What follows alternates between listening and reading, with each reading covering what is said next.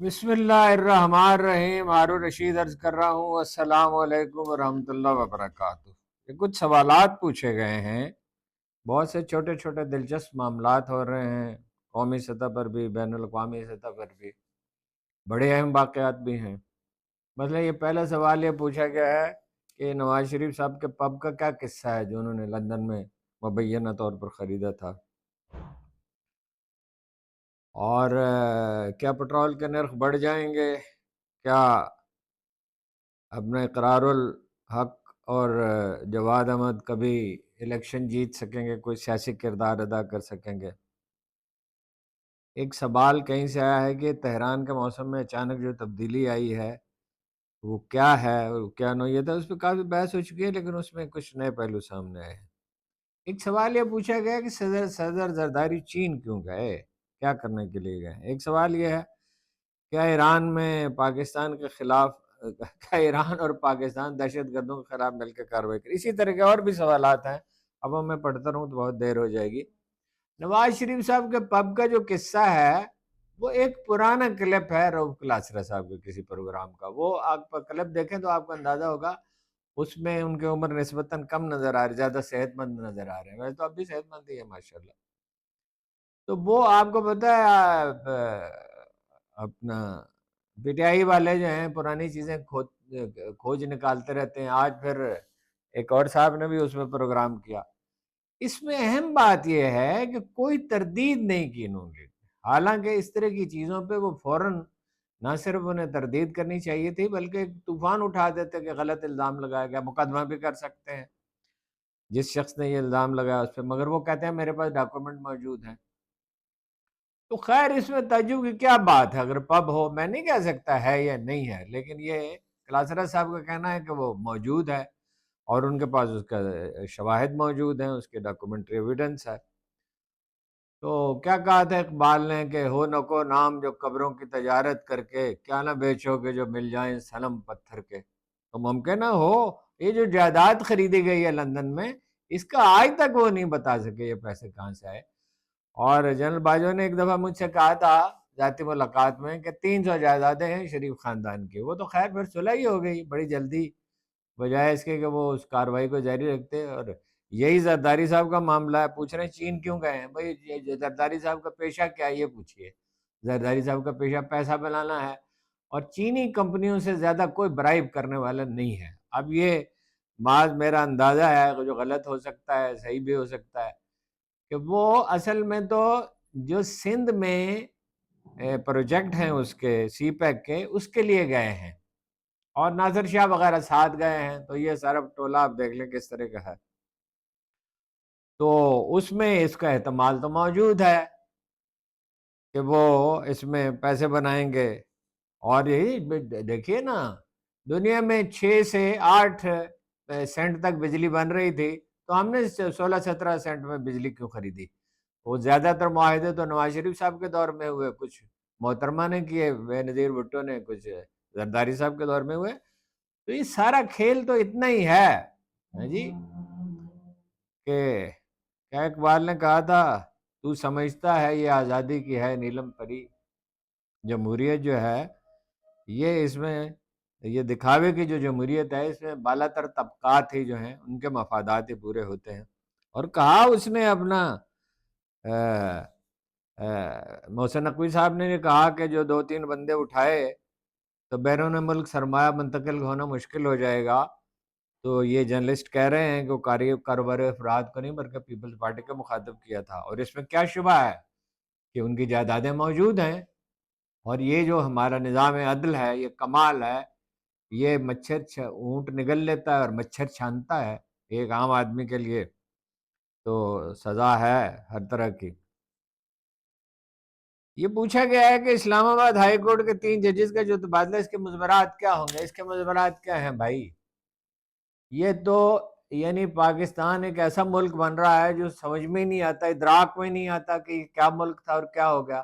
ایک یہ آئین انہیں تحفظ دیتا تھا، ہائی کورٹ کے کسی جج کا تبادلہ اس کی مرضی کے بغیر نہیں ہو سکتا. اور سپریم کورٹ کے جج کا بھی نہیں ہو سکتا ہے. چیف جسٹس صاحب نے خود اس کی مخالفت کی. اب یہ ججز کا کیسے سب کو معلوم ہے, انہوں نے شکایت تھی کہ کیمرے لگائے جاتے ہیں, ان پہ دباؤ آتا ہے, ان کے بیڈ روم تک میں کیمرے لگائے گئے ہیں. بعض جج جو ہیں ان پہ دباؤ ڈالا گیا کہ ان کی ڈگریاں اصلی نہیں ہیں, کچھ لوگ چلے گئے. تو یہ لیکن یہ اگر لوگ سمجھتے ہیں کہ تبادلے سے قصہ ختم ہو جائے گا, دیکھیے حکمران اپنا بندوبست کرتے ہیں, سارے دروازے اور تمام راستے بند کر دیتے ہیں, لیکن اس کا کیا ضمانت ہے کہ جج دوسری عدالتوں میں جائیں گے, جسٹس محسن اختر کیانی اور جسٹس بابر ستار اور جسٹس سمن اختر صاحبہ, تو یہ وہاں کیا فیصلے کریں گے. ایک سوال یہ پوچھا جو یہ ہے کہ کیا امریکہ ایران پر یہ ایران اور پاکستان مل کے بی ایل اے کے خلاف کارروائی کریں گے اور دوسرے دہشت گردوں کے خلاف؟ بالکل کر سکتے ہیں. یہ مجھے معلوم نہیں کریں گے یہ نہیں کریں گے, بہرحال اس میں وقت لگے گا, یہ اچانک تو نہیں ہو سکتا. انٹیلیجنس کی سنکرونائزیشن ہوگی, منصوبہ بنے گا, اس کے لیے لوگ ڈپلائے ہوں گے, ان کی کوئی ظاہر ہے بریفنگز ہوں گی, اس کے بعد ہوگا. لیکن ایران کو پاکستان کی ضرورت ہے. سامان کہاں سے جا رہا ہے؟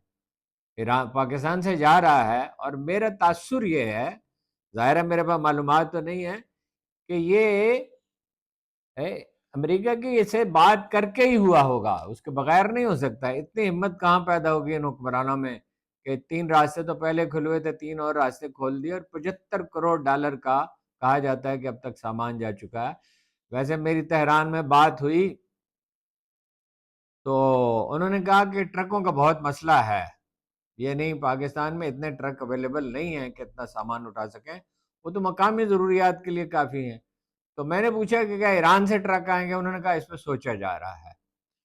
تو ایران کو پاکستان کی ضرورت ہے. اس وقت غذا کا بڑا مسئلہ بنا ہوا ہے وہاں, بڑی بڑی پریشانی لاحق ہے. پانی کا تو مسئلہ حل ہو گیا. جس وقت میں بات کر رہا تھا ایران میں, تو ان صاحب نے کہا وہ ٹھہریے بارش شروع ہو گئی ہے, اور تو میں بھی تھوڑی دیر میں آپ سے بات کرتا ہوں. تو پھر انہوں نے کہا بڑے خوشگوار لہجے میں, چند منٹ کے بعد دوبارہ فون کیا, انہوں نے کہا کہ جی تہران تو پہچانے نہیں جا رہا. میں نے کہا کیا ہوا؟ انہوں نے کہا آسمان نیلا ہے, بادل نظر آ رہے ہیں, اور سبزہ جو ہے اجاگر ہو گیا ہے, اور اتنی پولوشن تھی تہران میں کہ دوائیں کھانی پڑتی تھی, سر چکراتے تھے, اور یہ سمجھ نہیں آ رہی تھی یہ ہوا کیوں ہے. تو یہ امریکہ نے ویدر کنٹرول کیا تھا. ایک تو کلاؤڈ سیڈنگ سے ہوتا ہے کہ کسی علاقے میں اگر آپ وہ کوئی چیزیں چھڑکی جاتی ہیں تو اس سے جو ہے وہ بادل اس علاقے میں بنتے ہیں, تو ظاہر ہے نمی جو ہے دوسرے علاقوں سے کھنچ کے آتی ہے, سائنسدان کہتے ہیں. تو لیکن یہ وہ کہتے ہیں کہ نہیں, اس سے بہت زیادہ پیچیدہ معاملہ تھا, ویدر کنٹرول کرنے کا تھا. اور جب سے یہ وہ بحرین میں اور امارات میں وہ امریکی اڈے تباہ کیے گئے ہیں, تو اس کے نتیجے میں نہ صرف ایران میں بلکہ عراق میں, ترکی میں خوب بارشیں ہو رہی ہیں. اور تہران میں تو وہ کہہ رہے ہیں اتنی بارشیں ہوئی ہیں ایران میں کہ ندی نالے ڈیم بھر گئے ہیں, ندی نالوں میں پانی ہے, اور ملک پہچانا ہی نہیں جا رہا. میں 13 برس پہلے اسی موسم میں وہ تو خیر شاید مارچ تھا, لیکن اینڈ آف مارچ تھا, میں ایران گیا تھا. تو خوب یعنی ایسی شاندار ہوا بہ رہی تھی کہ آدمی مبہوت ہو جاتا تھا. اچھا, زیادہ اہم سوال یہ سوالات اور ہیں کہ کیا پٹرول کے نرخ بڑھائے جائیں گے؟ بالکل واضح اشارہ وزیر اعظم نے دے دیا, پٹرول کے نرخ بڑھائے جائیں گے. ان کا کہنا ہے کہ بھائی وہ زیادہ روپیہ خرچ ہو گئے. وزیر اعظم بھی وزیر خزانہ بھی کہہ چکے ہیں کہ $7 بلین ایکسٹرا خرچ ہوں گے. تو بوجھ تو ظاہر عوام پہ ہی ڈالنا ہے نا. ٹھیکیداری نظام ٹھیک نہیں کرنا, پرائیویٹائزیشن نہیں کرنی, ٹیکس وصولی نہیں کرنی, زراعت کو جدید نہیں بنانا. کہتے تو ہیں ایم او یو سائن ہوا ہے, ایم او یو ہی سائن ہوا ہے. آج سے کوئی 15 برس پہلے شہباز شریف صاحب میرے ہاں تشریف لائے چودھری نثار کے ساتھ, اور انہوں نے کہا کہ ایم او یو سائن ہو گیا ہے اب چین کے ساتھ, اور یہ رنگ روڈ بنے گی پنڈی کی. بائی پاس تک نہیں تھا, رنگ روڈ تو بعد کی بات تھی. لیکن وہ کب کام ہوا؟ وہ مدتوں زمانے بیت گئے. اس سے پہلے اپنا چودھریوں کی حکومت تھی, تب بھی یہی دعویٰ کیا جا رہا ہے، بلکہ ایک دن تو خبر آئی تھی کہ 2-3 دن میں شروع ہو جائے گا۔ راجہ بشارت صاحب نے مجھے کہا تھا 2-3 دن میں بس شروع کر رہے ہیں، لیکن زمانے بیت گئے، کہیں ایک عشرے کے بعد وہ جا کے شروع ہوا۔ تو کہہ تو رہے ہیں، دیکھیے 100 من چاول پیدا ہو سکتا ہے، 70 من گندم پیدا ہو سکتی ہے، کسی کو پرواہ کیا ہے کہ لوگوں پہ کیا بیت رہی ہے۔ سہیل افریدی صاحب، اچھا ایران پہ کیا امریکہ حملہ کرے گا سمجھوتا؟ کہ دیکھیے پس پردہ مذاکرات اب بھی جاری ہیں۔ میں یہ قیاس کرتا ہوں کہ یہ جو ایران کو سامان پہنچانے کی، غذائی اجناس پہنچانے کی، دوسری ضروریات پہنچانے کی اجازت دی گئی ہے تو ضرور امریکہ سے بات کی گئی ہوگی، اتنے دلیر یہ نہیں ہے کہ اپنے طور پہ فیصلہ کریں۔ تو مذاکرات تو جاری ہیں، لیکن جو وار لابی ہے، انتہا پسند ہیں، وہ ان کا دائرہ مشاورت کا بہت سکڑ گیا ہے۔ ہر احمق حکمران کے ساتھ آخر کو یہی ہوتا ہے، وہ تنہا رہ جاتا ہے، اس کے ارد گرد چند لوگ ہوتے ہیں جو اس کی مرضی کی بات کرتے ہیں۔ تو ایران جھکے گا تو نہیں، اس کا تو کوئی سوال پیدا نہیں ہوتا۔ اور جیسا اب بہت سے یورپی لیڈر کہہ رہے ہیں کہ یہ حماقت کا ارتکاب ہے، اس سے سبکی ہوگی اور کچھ بھی نہیں ہوگا، تو ایران کو نقصان ضرور پہنچ جائے گا، لیکن مڈل ایسٹ کی معیشتیں کیسے باقی رہ سکیں گی؟ اور وہ تو بالکل ہی خاک آلود ہو جائے گا دبئی۔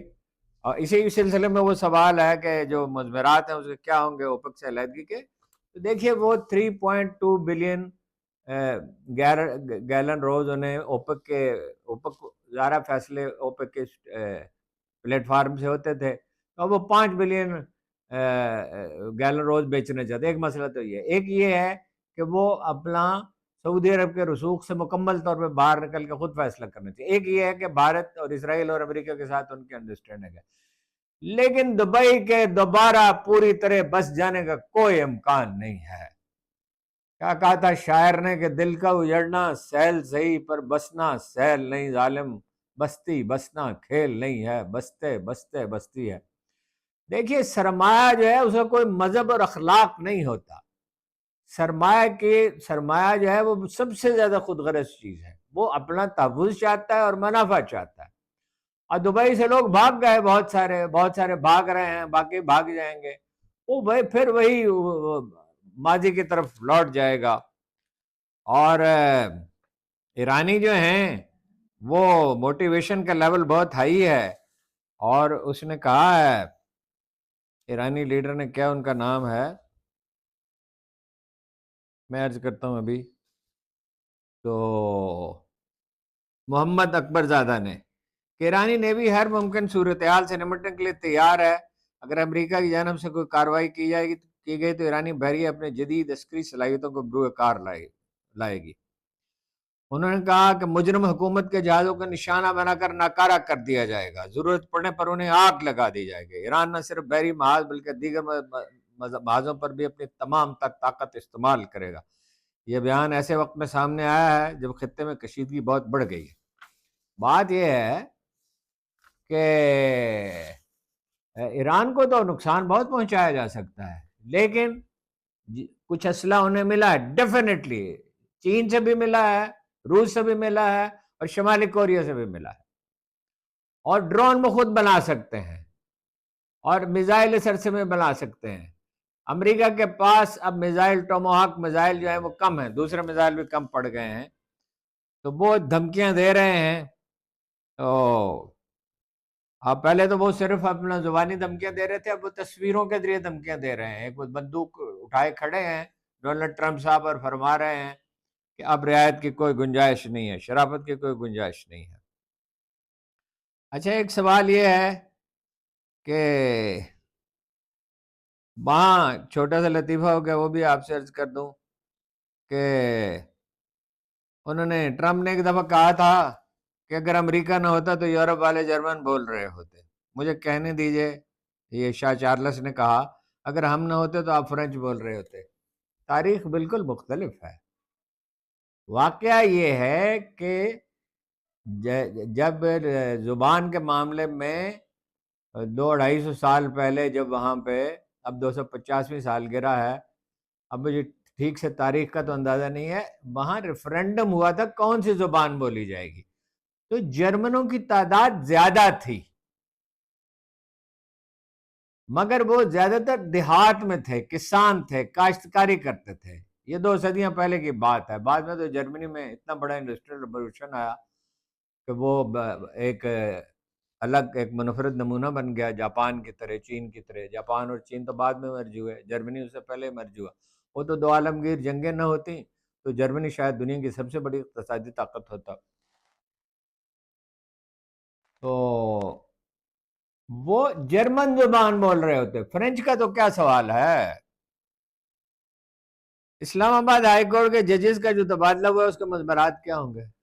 ارے بھائی، عدالت نظام ملندب ہو گیا. اور میں نے آپ سے عرض کر دیا اس پہ کہ یہ تو بالکل ایک ایسی صورتحال پیدا ہو جائے گی، لیکن اگر کسی کا خیال ہے اس کو پوری طرح کنٹرول کر لے گا تو یہ کبھی بھی نہیں ہوا اور نہ کبھی ہو سکتا ہے. امریکہ کے ایران کے خلاف اقتصادی دباؤ بڑھانے کے لیے 35 اور شخصیات کو پابندیوں کی فہرست میں شامل کر دیا امریکہ نے ایران کی، کہ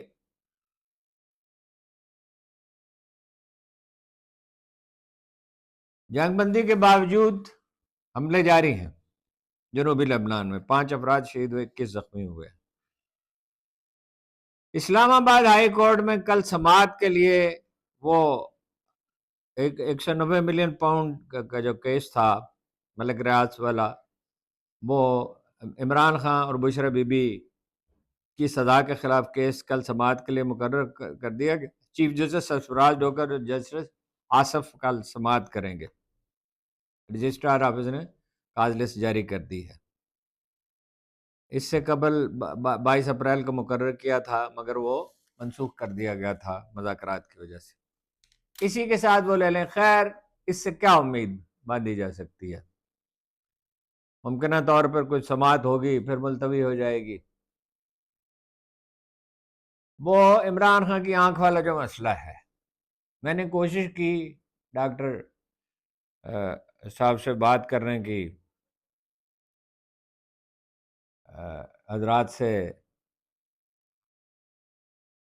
وہ جو پم سے بیان جاری ہوا ہے عمران خان کے بارے میں، اس میں کہا گیا کہ وہ تندرست ہیں، صحت مند ہیں، اور یہ پروسیس کیا گیا ان کی اجازت سے کیا گیا، اور چوتھا انجیکشن لگایا گیا. یہ نہیں بتایا گیا کہ ان کی آنکھ کی حالت کیا ہے. یہ کیوں نہیں بتاتے؟ اور کیوں خاندان کے کسی آدمی کو وہاں شامل ہونے نہیں دیتے؟ کیوں شوکت خانم کے ان کے اپنی مرضی کے جو مالج ہیں انہیں شریک ہونے نہیں دیتے؟ ایک سوال یہ پوچھا گیا کہ تحریک تحفظ آئین پاکستان کے رہنما محمد زبیر نے کہا کہ یو اے نے $3.5 ارب مانگے تو گھبراہٹ شروع ہو گئی تھی. دوست ممالک اپنا پیسہ واپس مانگ لیں تو ملک ڈیفالٹ ہو جائے گا، دیوالیہ ہو جائے گا. اور پریس کانفرنس میں سلمان اکرم راجہ بھی تھے، اسد کیسر بھی تھے. تو محمد زبیر نے کہا کہ معیشت کے آگے جانے کا آخری سارا غیر ملکی دوست ممالک رہ گئے ہیں. ہمارے پاس کل ریزرو $16 بلین ہیں، 16 میں سے $12 بلین دوست ممالک ہیں. میرا خیال ہے دیوالیہ ہونے کا خطرہ تو نہیں ہے. اور یہ پالیسی ہے امریکہ کی اور یورپی یونین کی کہ پاکستان کو محتاج اور منحصر رکھا جائے، ڈیپینڈنٹ رکھا جائے. تو مدد تو آپ کو ملتی رہے گی، لیکن یہ ہے کہ جیسے خرکار اٹھا کے لے جاتے ہیں اور بچوں سے بھٹوں پہ کام کراتے تھے تو انہیں اتنی خوراک دیتے تھے کہ وہ زندہ رہ سکیں اور کام کر سکیں، اتنی توانائی نہ ہو کہ بھاگ سکیں. تو معیشت جو ہے وہ آزادی میں تعمیر ہوتی ہے، اور آزادی اصل میں معیشت ہی کی آزادی ہے.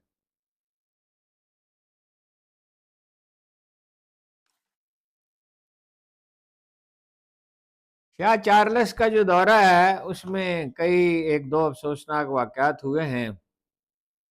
ایک تو شاہی کے دوران ٹرمپ نے دعویٰ کیا تھا کہ شاہ چارلس ایران کے جوہری ہتھیاروں کے خلاف امریکی موقف سے متفق ہیں، یہ کہ ایران کو جوہری بم بنانے نہیں دیا جائے گا. یہ بالکل گھڑی ہوئی بات ہے، جیسے روز وہ بیان دیتے ہیں. کبھی وہ کہتے ہیں وہ جے ڈی وینس روانہ ہو گئے ہیں اور فلاں روانہ ہو گیا، کچھ نہ روانہ ہو گیا، اور پھر تھوڑی دیر کے بعد پتہ چلتا ہے کہ کوئی ایسی بات ہی نہیں ہے، اور وہ کہتے ہیں کہ میں نے کہا 18 گھنٹے سفر کرنے کی کوئی ضرورت نہیں ہے. شاہ چارلس جو ہیں ان کا کوئی تعلق حکومت کی پالیسیوں سے نہیں ہے، وہ آئینی بادشاہ ہیں. وہ حکومت کی ترجمانی نہیں کرتے پالیسیوں کے مقابلے میں، اور نہایت محتاط آدمی. ایک رپورٹ جاری کی ہے اس نے، الجزیرہ نے، 76 برسوں میں محیط جنگوں کے نے انسانی جانوں اور معیشت دونوں پر خوفناک اثرات مرتب کیے ہیں. کوریا کی جنگ سے حالیہ ایران تنازع تک لاکھوں افراد قتل ہوئے اور کھربوں ڈالر خرچ ہو گئے. افغانستان میں 2001 سے 2021 تک جاری بنی جنگ امریکہ کی تاریخ کی طویل ترین جنگ تھی. اس جنگ میں 8,32,000 امریکی فوجی تعینات رہے. ان میں سے اس دوران 2,461 امریکی فوجی ہلاک ہوئے اور کم از کم 20,000 زخمی ہوئے. بہت سے لوگوں نے واپس جا کر خودکشی کی. عراق میں جانے والوں نے بھی خودکشی کی. شکست و ریخت ہو رہی، امریکی معاشرہ تباہ ہو رہا ہے. اور لیکن زیادہ بات نقصان تو ظاہر ہے مقامی آبادی کو اٹھانا پڑا. 2001 کے بعد امریکی قیادت میں ہونے والی جنگوں میں تقریباً 9,40,000 افراد ہلاک ہوئے. بڑی تعداد عام شہریوں کی تھی. الجزیرہ کا کہنا ہے کہ حالیہ ایران عراق جنگ میں ایران امریکہ جنگ میں جو اسرائیل بھی جس میں شریک تھا، جو صرف 60 دن جاری رہی، سب سے زیادہ مہنگی ثابت ہوئی ہے. ابتدائی 6 دنوں میں $11.3 اسلحے پر خرچ کیے جائے تو کل $35 بلین. بعد میں روزانہ خرچ جو ہے $500 ملین رہا. 3,375 ایرانی اس میں جہاں بحق ہوئے. امریکی فوج کے 13 اہلکار مارے گئے، 200 سے زیادہ زخمی ہوئے. اور رد عمل آپ کو معلوم ہے امریکہ میں بہت بڑھ رہا ہے. اس پہ رپورٹ کے مطابق ایک حالیہ سروے میں بتایا گیا کہ 60% امریکی شہری ایران پر حملوں کے خلاف ہیں. پاپولیرٹی بھی گر رہی ہے، 37% سے شروع گرتے گرتے اب 33-34% پہ آ گئی ہے. امریکی شہریوں میں اثرات جنگ کے بہت پڑ رہے ہیں. ایندھن کی قیمتوں میں 40% اضافہ ہوا ہے. گھریلو اخراجات میں ظاہر بڑھ گئے ہیں.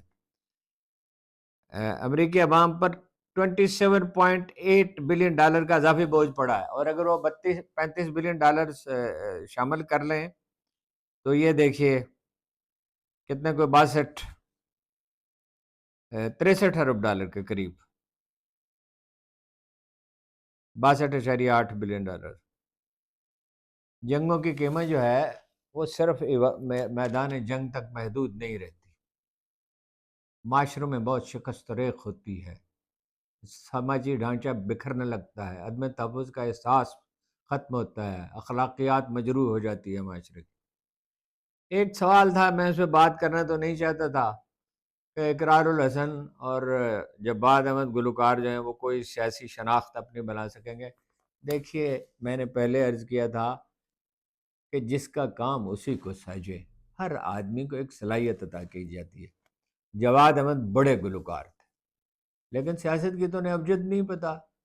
وہ انٹرویو دینے کے لیے بیٹھتے ہیں تو انٹرویو دینے والے سے جھگڑا کرنے لگتے ہیں اور مشتعل ہو جاتے ہیں، اور وہ عمران خان کے خلاف دنیا بھر کے الزامات دہراتے رہتے جو 1000 بار لوگ سن چکے ہیں. اور یہی حال اقرار الحسن کا ہے. یعنی وہ جو ایف آئی اے کے اہلکار سے انہوں نے بات کی، اگر وہ اس کو ٹال دیتے، صرف اتنا ہی کرتے، نظر انداز کر دیتے. قائد اعظم کا ایک واقعہ آپ سے عرض کرتا ہوں. علامہ مشرقی نے راولپنڈی میں ان سے ملاقات کی درخواست کی. اس زمانے میں ملاقات کا طریق یہ ہوتا تھا، لوگ ٹریول کرتے رہتے تھے، لیڈر بہت کثرت کے ساتھ، ٹیلی گرام سے اطلاع دی جاتی تھی. جہاں بھی کوئی آدمی ہوتا تھا ٹیلی گرام سے اسے اطلاع مل جاتی تھی. وہ قائد اعظم تشریف لائے اور محمود احمد منٹو تھے جو بعد میں مسلم لیگ میں ایک بڑے لیڈر بنے، سینیٹر بھی رہے. تو وہ سیکٹری تھے، رضاکار سیکٹری تھے علامہ مشرقی کے. ان کے کمرے میں جا کے، ٹینٹ میں جا کے بیٹھ گئے. تو جو مقررہ وقت ہوا تو 5 منٹ گزر گئے، 10 منٹ گزر گئے، 15 منٹ، 20 منٹ. جب آدھا گھنٹہ گزر گیا تو قائد اعظم اٹھے اور صرف یہ کہا I think he is busy, اور تشریف لے گئے. کچھ عرصے کے بعد دلی میں قائد اعظم نے جو مسلم لیگ کی تنظیم تھی نوجوان محافظوں کی، نیشنل گارڈز، وہ اس کو معائنہ کرنے کے لیے تشریف لے گئے. تو وہ محمود احمد وہاں کھڑے تھے، محمود احمد منٹو. تو آپ مسکرائے اور انہوں نے کہا کہ مجھے معلوم تھا، مجھے یقین تھا ایک دن آپ مسلم لیگ میں شامل۔ یہ حسن اخلاق کا کرشمہ ہوتا ہے۔ اب وہ اقرار الحسن اس بری طرح چیختے رہے، بطور اینکر کے ان کی پرفارمنس اتنی اچھی تھی، اتنی اچھی تھی کہ اس پہ حیرت کا اظہار کیا جاتا تھا۔ کتنے سکینڈل انہوں نے بے نقاب کیے، کتنے مجرم انہوں نے پکڑے، اور یہی ان کا اصل رول ہے، اور یہی انہیں، ہر آدمی کی ایک صلاحیت ہے، یہی انہیں سازگار ہے۔ سیاست میں اب تک وہ ابتدا میں معلوم ہو جاتا ہے، شروع ہی میں اندازہ ہو جاتا ہے۔ جیسے کوئی فلم سینما میں لگتی ہے تو پہلے 2-3 دن میں اندازہ ہو جاتا ہے، پہلے ہی دن ہی اندازہ ہو جاتا ہے۔ اقرار الحسن کا نہ کوئی سیاسی مستقبل ہے، نہ جواد احمد کا ہے۔ اب وہ پی ٹی آئی والے خام خواہ اس کو ایک مسئلہ بنا لیتے ہیں، اور اس پہ ایک یلغار الزامات کے کیے رکھتے ہیں، اور طرح طرح کے۔ آج میں نے کلپ دیکھا بہت افسوسناک، اس کی کریکٹر اسیسینیشن کے لیے اقرار الحسن کی، ان کی ایک رشتہ دار خاتون کو ان کی تائی محترمہ جو ہیں ان سے انٹرویو کیا گیا، اور انہوں نے بہت ہی ان کے بارے میں سخت گفتگو کی، افسوسناک گفتگو کی۔ یہ کوئی کام نہیں ہے، یہ نان اینٹیٹیز ہیں۔ سو فار دی پالیٹکس از کرنا، اپنے پروفیشنز میں یہ بڑے باکمال لوگ تھے، کچھ بھی نہیں بیچارے کر سکتے، ان کے بس کا نہیں ہے۔ اور یہ تاثر کہ یہ لانچ کیا ہے اسٹیبلشمنٹ نے ان کو، میری سمجھ میں تو نہیں آتا۔ اسٹیبلشمنٹ کے لوگ کیا اتنے ہی احمق ہیں کہ ان کو لانچ کریں گے؟ اور یہ کیا عمران خان کو نقصان پہنچا سکتے ہیں؟ اگر پیپلز پارٹی اور نون لیگ اپنے تمام وسائل کے ساتھ، تمام حربوں کے ساتھ، تمام پیٹرنیج کے باوجود، جو ملکی بھی ہے غیر ملکی بھی ہے، عمران خان کو رتی برابر بھی نقصان نہیں پہنچا سکے، تو یہ کیا نقصان ہونا؟ اچھا، ایک سوال وہ رہ گیا کہ انہوں نے سہیل آفریدی نے لاہور کا دورہ کیوں منسوخ کیا ہے؟ وہ اس لیے منسوخ کیا کہ ڈرون حملے ہو رہے ہیں، اور ان اضلاع کے جو ارکان اسمبلی ہیں، سینیٹرز ہیں، وہ پہنچے ہیں، جرگہ ہوا ہے، اور بڑی بڑی ہی افسوسناک وہاں صورتحال ہے۔ اب پاکستانی حکومت تو اس سے انکار کرتی ہے، اسٹیبلشمنٹ، ملٹری اسٹیبلشمنٹ تو انکار کرتی ہے، اور وہ کہتی ہے کسی اور نے کیا۔ یعنی کیا مطلب؟ یہ کہ افغانوں نے کیا ہے۔ اب یہ عقدہ کوئی دن میں کھل جائے گا کس نے کیا ہے، انٹرنیشنل میڈیا اس کی کوریج کرے گا۔ پاکستانی میڈیا جو ہے وہ تو سپر انداز ہے، بلکہ سجدہ ریز ہے، اسے سرکاری اشتہاروں پہ زندہ رہنا ہے۔ یہی یعنی کچھ بکھری بکھری چیزیں تھیں، وہ سب آپ کی خدمت میں عرض کر دیا۔ آپ کا بہت بہت شکریہ۔